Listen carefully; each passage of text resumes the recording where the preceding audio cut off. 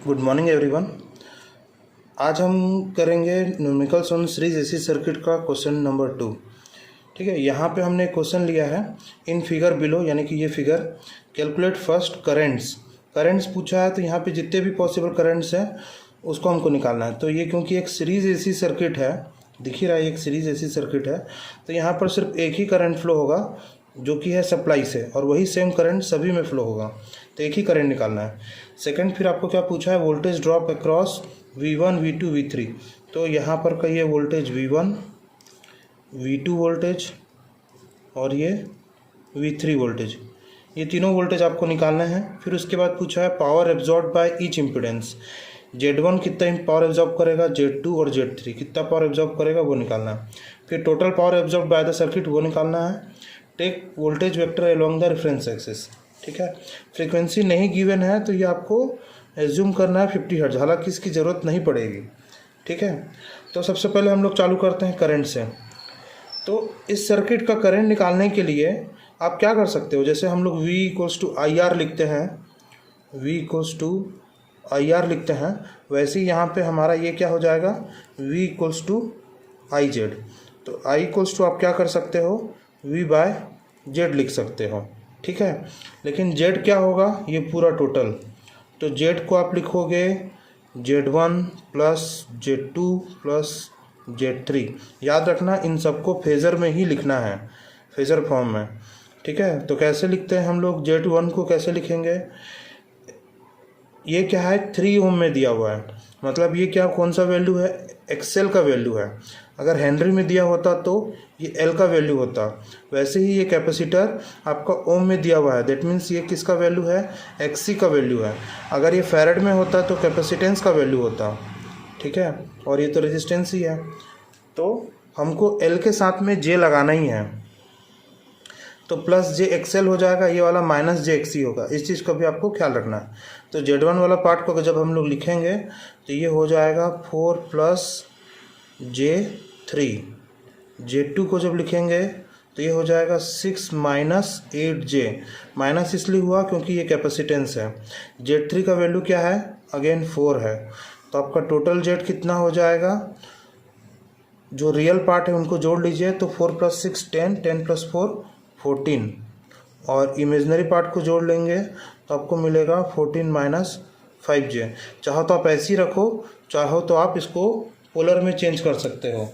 तो पोलर में अगर आप चेंज करोगे तो ये हो जाएगा मोड कॉम्प्लेक्स, फिर आपको लिखना है 14, फिर आपको लिखना है -5, उसके बाद शिफ्ट आयोटा, ये हो गया आपका आंसर। उसके बाद शिफ्ट 2, उसके बाद आपको 5th नंबर बटन दबाना है, तो आपका आंसर आ गया। कितना हो गया, 14.866, जिसको आप बोल सकते हो 14.87 at an angle of -19.65 degree. अब ये जो दिख रहा है एंगल, ये क्या है, आपका पावर फैक्टर एंगल है। ठीक है, तो ये है, निकलेगा I निकलेगा V/Z करने से। तो V कितना है, 100∠0। Z कितना है, जो आपने लिखा ये वाला 14.87 एंगल -19.65 डिग्री। ठीक है, अब आप इसको सॉल्व करना है तो कॉम्प्लेक्स में लिख के सॉल्व कर सकते हो या डायरेक्टली भी कर सकते हो कि 100/14.87 जो आंसर आएगा वो, और एंगल में हो जाएगा 0 + 19.65, क्योंकि ऊपर जा कर के हो जाएगा प्लस। तो आप इसको वैसा भी कर सकते हो। तो मैं इसको डायरेक्टली कर लेता हूँ, फ्रैक्शन ले लिया 100, एंगल 0 को लिखोगे तो भी ठीक, नहीं लिखोगे तो भी ठीक। तो मैं लिख देता हूँ एंगल 0, नीचे आ जाइए, ये हो जाएगा 14.87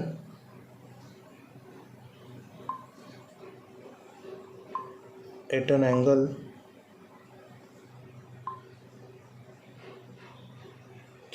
गड़बड़ हो गया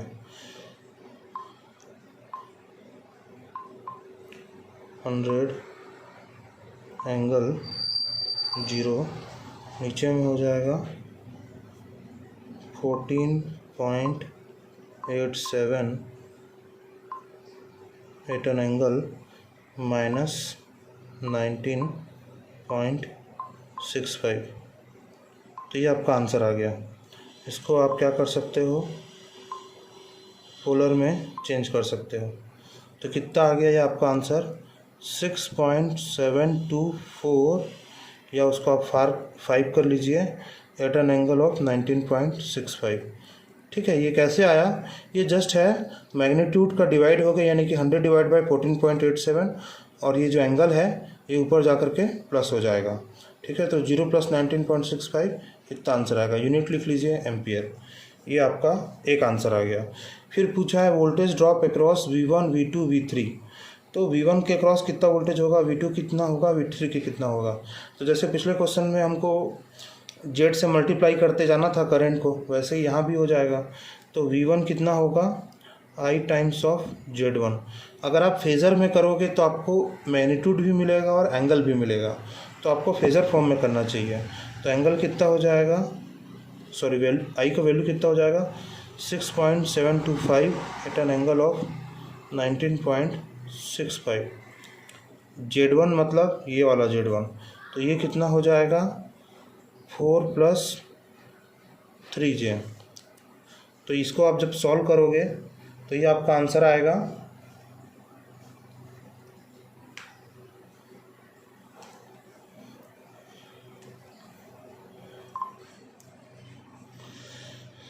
6.725 एट एन एंगल 19.65।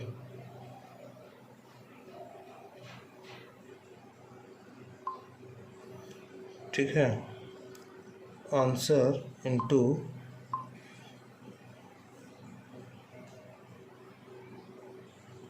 4 + 3 आयोटा।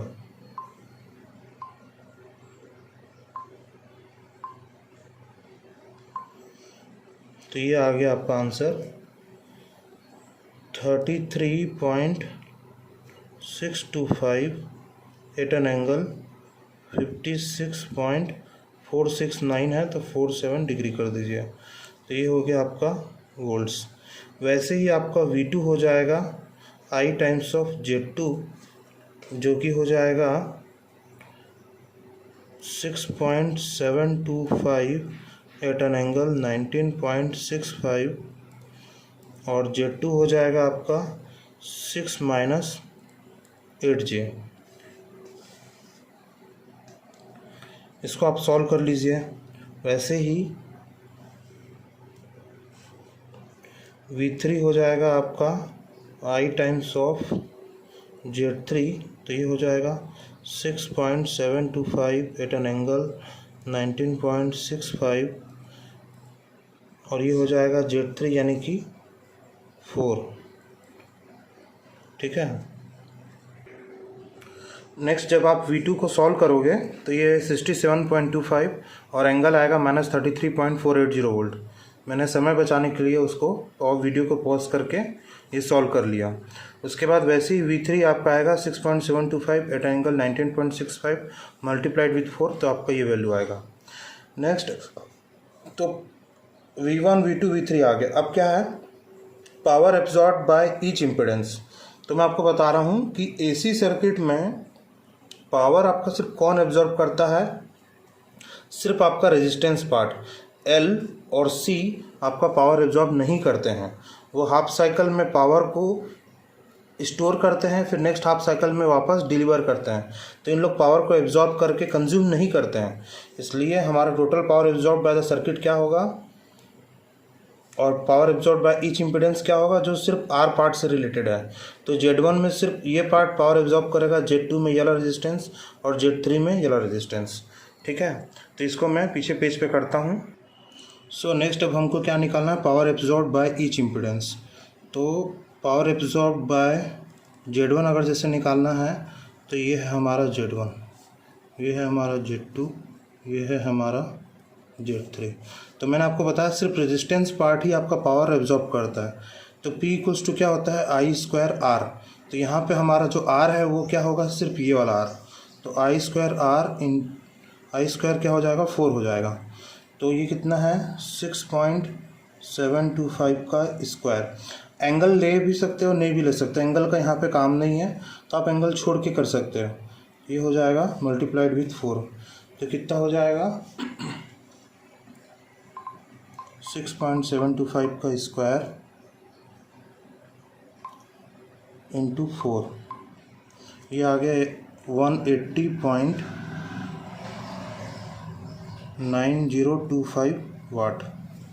ठीक है, वैसे ही आपका PZ2 हो जाएगा, जो सिर्फ ये पावर एब्जॉर्ब कर रहा है, यानी कि आई स्क्वायर इंटू 6, दैट इज 6.725 का स्क्वायर इंटू 6, तो ये हो जाएगा आपका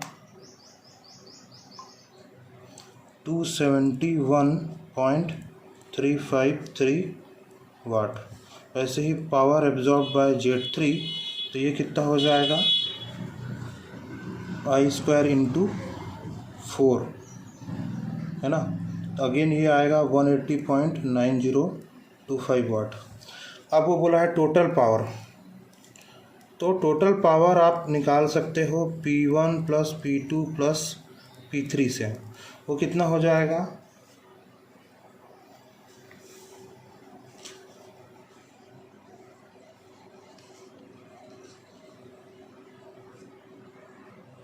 ये हो जाएगा 180.9 प्लस 271.353 प्लस 180.9, तो ये आपका टोटल आएगा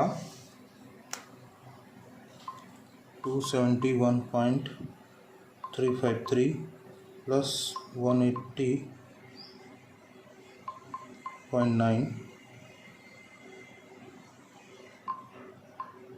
प्लस 180.9, तो ये आपका आ जाएगा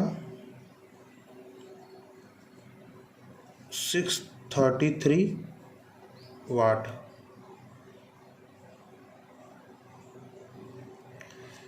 ठीक है, तो ये 633 जो वाट आया, इसी को आप दूसरे तरीके से भी निकाल सकते हो। टोटल पावर P आप निकाल सकते हो VI cos थीटा से। तो V वोल्टेज कितना है हमारा, 100 वोल्टेज है, 100 एंगल 0 वाला 100 वोल्ट है। करंट हमारा कितना आया था, 6.725 कॉज ऑफ थीटा यानी कि एंगल, वोल्टेज बिटवीन V और I, तो वोल्टेज का एंगल है 0 और करंट का एंगल है 19.65, तो दोनों के बीच का एंगल कितना हो गया, 19.65। ठीक है, तो जब आप इनको सॉल्व करोगे तो आपका आंसर आएगा 100 इंटू 6.725 इंटू कॉस ऑफ 19.65। ठीक है, तो ये समथिंग आ गया 633.3 वाट। ठीक है, तो ये दोनों सेम ही हैं, तो आप इस तरीके से भी निकाल सकते हो, इस तरीके से भी निकाल सकते हो। फिर नेक्स्ट आपसे क्या पूछा है, ठीक है, हो गया, सारा चीज़ निकल गया। तो इस तरीके से हमको AC सर्किट में बनाना है। ठीक है, अब नेक्स्ट वाले वीडियोज़ में हम देखेंगे पैरेलल सर्किट को कैसे हम सॉल्व करते हैं। तो तब तक आप मेरे वीडियोज़ को लाइक कीजिए और चैनल को सब्सक्राइब करके रखिए ताकि आपको नोटिफिकेशंस मिलते रहें। Thank you.